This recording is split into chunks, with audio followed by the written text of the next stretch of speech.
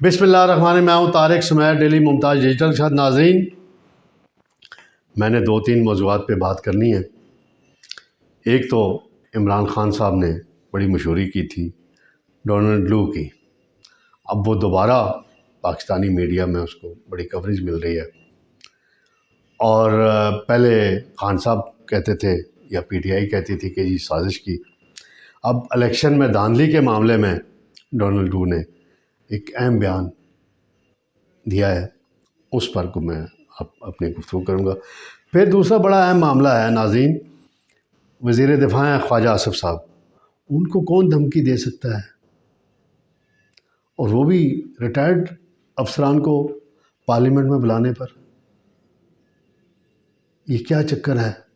خواجہ صاحب بڑے دبنگ ہیں گفتگو کرنے میں، تو اس معاملے میں کیا معاملہ ہوا ہے اس کا میں ڈیٹیل بتاؤں گا، کچھ معلومات میں نے لی ہیں۔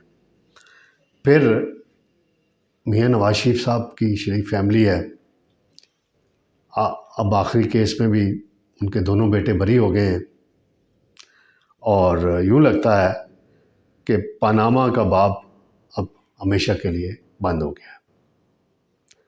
یہ کیا سازش تھی، اس کی کہانی بڑی لمبی ہے، میں مختصراً بیان کرنے کی کوشش کروں گا۔ سب سے پہلے میں آؤں گا ناظرین، ڈونلڈ لو ہیں، امریکی اسسٹنٹ اسٹیٹ آف سیکرٹری ہیں، جنہیں معاون وزیر خارجہ بھی کہا جاتا ہے۔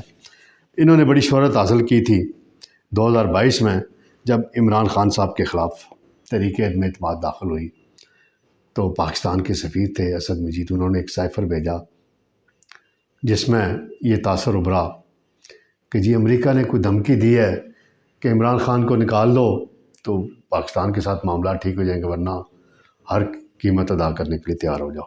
بڑا ایشو بنا، خان صاحب نے اس سائفر کو بہت کیش کرایا، ایبسلوٹلی ناٹ کا نعرہ لگایا، اور اب وہی ایبسلوٹلی ناٹ ایبسلوٹلی یس بنتا جا رہا ہے، کیونکہ اب ڈونلڈ لو جو ہیں انہوں نے ایک بیان دیا ہے، بڑا اہم بیان دیا ہے کانگریس میں کی کمیٹی میں، اور 8 فروری کے الیکشن کے حوالے سے انہوں نے کہا ہے اب ایک نیا تنازع کھڑا ہو رہا ہے، اب پی ٹی آئی کے دوست خوشیاں منا رہے ہیں، بڑا سراہ رہے ہیں ڈونلڈ لو کے اس بیان کو، تو یہ دوہرا معیار نظر آتا ہے۔ وہ کہتے ہیں کہ امریکہ پاکستان میں جمہوری اداروں کے لیے پرعزم ہے، اور انتخابات کا گہرائی سے جائزہ لیا جائے، پرتشدد واقعات ہوئے، انٹرنیٹ بند کیا گیا، پابندیاں لگائی گئیں، اور دھمکیوں کے باوجود 6 کروڑ ووٹر نے ووٹنگ میں حصہ لیا، اور اجتماعات پر پابندیاں لگائی گئیں، یعنی ایک سیاسی جماعت کے اجتماعات پر، اور یہ ساری انہوں نے بیان دیا ہے۔ اب اس کی تحقیق کرنی ہے کانگریس کی کمیٹی نے، اور خان صاحب خود کہہ چکے ہیں کئی مرتبہ پہ بیانات میں، جو جیل میں سماعت کے موقع پر میڈیا سے ان کی چھوٹی سی انٹریکشن ہوتی ہے، کہ امریکہ میں یہ معاملہ اٹھایا جائے۔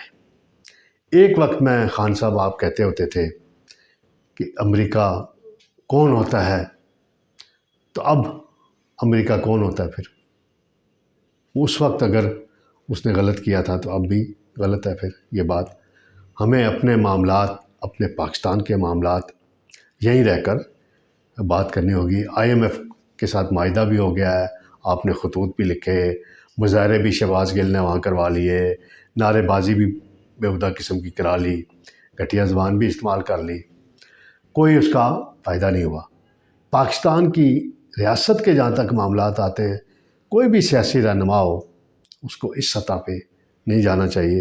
عوام ہر چیز نوٹ کرتے ہیں، عوام کے ذہنوں میں بات بیٹھتی ہے، اثر ہونے میں تھوڑا ٹائم لگتا ہے، چیزیں ہوتی ہیں۔ تو یہ ڈونلڈ لو جو ہیں آج کل پاکستانی میڈیا کی ایک کے لیے بڑے ان کے بیانات ہائی لائٹ ہو رہے ہیں، اور اب کانگریس جو ہے وہ دیکھے گی، اور کانگریس میں معاملہ ہے، اور وہاں یہ دیکھا جائے گا کہ 8 فروری کے الیکشن میں دھاندلی ہوئی نہیں ہوئی، اور دھاندلی اگر ہوئی ہے تو پھر خان صاحب آپ کی پارٹی نے تو تسلیم کر لیا شہباز شریف کو وزیر اعظم، سارے پروسیس میں حصہ لیا، آپ کے چیف منسٹر نے ملاقات بھی کر لی KPK نے، تو یہ دور معیارات نہیں چلتے. بہرحال آپ کی اپنی مرضی ہے، جو مرضی کہیں. دوسرا معاملہ ناظرین، خواجہ آصف صاحب نے ایک انٹرویو دیا اور اس میں انہوں نے کہا تھا کہ عمران خان کے دور حکومت میں، یعنی پی ٹی آئی کے دور میں، افغانستان کے اندر سے 40,000 کے قریب جو طالبان دہشت گرد تھے انہیں پاکستان لا کر بسانے کی کوشش کی گئی، اور جس کی وجہ سے دہشت گردی بڑھی. اور اس وقت کی اسمبلی میں ملٹری اسٹیبلشمنٹ نے بریفنگ دی تھی کہ اس کا پاکستان کو فائدہ ہوگا، لیکن فائدہ نہیں ہوا. اور انہوں نے کہا تھا کہ سابق آرمی چیف ہوں یا سابق ڈی جی آئی صحیح فیض حمید، انہیں پارلیمنٹ میں طلب کرنے کی میں قرارداد لاؤں گا. اب وہ کہتے ہیں کہ فیض حمید کو طلب کرنے کی بات کرنے پہ انہیں دھمکیاں ملی ہیں. خواجہ صاحب، آپ کو کس نے دھمکی دی ہے؟ آپ نے وضاحت نہیں کی اس کی. ویسے اگر دیکھا جائے تو جنرل ریٹائرڈ باجوہ صاحب تو آپ کے بڑے قریبی دوست رہے ہیں. وہ ایک الزام بھی آپ پہ لگتا رہا 2018 کے الیکشن میں کہ جی آپ نے باجوہ صاحب کو میسج کیا یا فون کیا اور آپ کا رزلٹ ٹھیک ہوا. تو وہ یہ پی ٹی آئی والے عثمان ڈار یہ بات کرتے رہتے، پھر آپ نے بھی مانا تھا. لیکن یہ ایک بڑی افسوسناک بات ہے اور بڑی الارمنگ بات ہے کہ پاکستان کا وزیر دفاع ایک بات کرے کہ ریٹائرڈ افسران اور پچھلی حکومت کے غلط فیصلے سے پاکستان کو نقصان ہوا، اور اسے دھمکیاں مل رہی ہیں. دھمکیاں کیسے ملی ناظرین؟ ان کو واٹس ایپ پہ کوئی میسج کیا گیا ہے. اور آج کل آپ کو پتہ ہے کہ جو اس طرح کے پیغامات دیے جاتے ہیں وہ کسی کے پاس افغانستان کا فون نمبر ہوتا ہے، کوئی دبئی کا فون نمبر ہوتا ہے، کوئی افریقہ کا فون نمبر ہوتا ہے، کوئی باہر کی سمیں چلا کے وہ اس پہ واٹس ایپ یوز کیے جاتے ہیں یہاں پہ. اور خواجہ صاحب کو چاہیے فوری طور پہ انٹیلیجنس اداروں کو انفارم کریں، ایف آئی اے کو انفارم کریں، اس کی پوری تحقیق کر کے دھمکی کس نے دی ہے. یہ بڑا سیریس معاملہ ہے، کوئی چھوٹی بات نہیں ہے کہ وزیر دفاع کو دھمکی مل جائے اور وزیر دفاع کھلے عام اس کا اظہار بھی کر دے. تو خواجہ صاحب بڑے دبنگ آدمی ہیں، گفتگو بڑی کھلی کرتے ہیں، اور انہوں نے بڑی اچھی یہ بات کی ہے کہ پارلیمنٹ میں آنا چاہیے سب کو.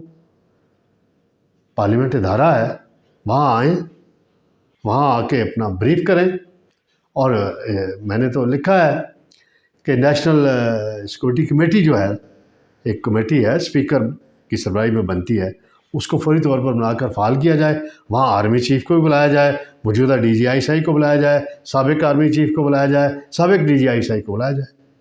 وہاں ساری پارٹیوں کی نمائندگی ہوتی ہے، وہاں سوال جواب ہوں، ان کیمرہ اجلاس ہو، پتہ چلے کہ کس نے غلط کیا، کس کی غلط فیصلے کی وجہ سے پاکستان کو نقصان ہوا. ناظرین، سب سے آخری معاملہ ہے، حسن نواز اور حسین نواز بری ہو گئے اور پاناما کیس کا باب بند ہو گیا. پاناما سازش جو تھی پاکستان کی معیشت کے خلاف سازش تھی، ایک الیکٹڈ وزیر اعظم کے خلاف سازش تھی. اس سازش کے دو مورے تھے، بڑے اسٹیبلشمنٹ کے بڑے دو تھے، جنرل ریٹائرڈ باجوہ اور جنرل فیض حمید. پھر آگے 5 ججز ان کو مل گئے سپریم کورٹ کے، اور سارے کردار بے نقاب ہو چکے ہیں، سب بے نقاب ہو چکے ہیں. بھائی نواز شریف کو اس وقت آپ لوگوں نے نشانہ بنا کے کیا حاصل کیا؟ باجوہ صاحب آپ بتائیں نا، اس وقت ڈالر کی کیا پوزیشن تھی، ملک کی حالات کیا تھے، اکانومی کہاں تھی، پٹرول کہاں تھا، مہنگائی کہاں تھی؟ آپ تو آرام سے گھر بیٹھے ہوئے ہیں، وہ ججز بھی اپنے گھروں میں بیٹھے ہوئے ہیں. پس تو عوام رہے ہیں، ہم پس رہے ہیں غربت مہنگائی میں. نواز شریف کو بھی جو تکلیفیں سہنی تھی سہ لی، اس نے بری ہو گیا عدالتوں سے. پاکستان کو نقصان پہنچایا آپ لوگوں نے. ایک مخصوص سیاسی جماعت کو سپورٹ کرنے کے لیے ساری گیم کی آپ لوگوں نے، اور پھر آپ نے اسی سیاسی جماعت سے ایکسیشن لی، اور وہی سیاسی جماعت کا سربراہ آپ کو کیا کہتا رہا؟ کیا کچھ نہیں کہا اس نے آپ کو.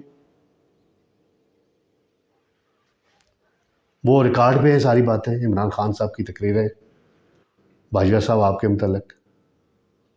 وہ تو ایک زمانے میں آپ کو اپنا باس کہتے تھے، پھر آپ لڑ پڑے، پھر آخری ایکسٹینشن.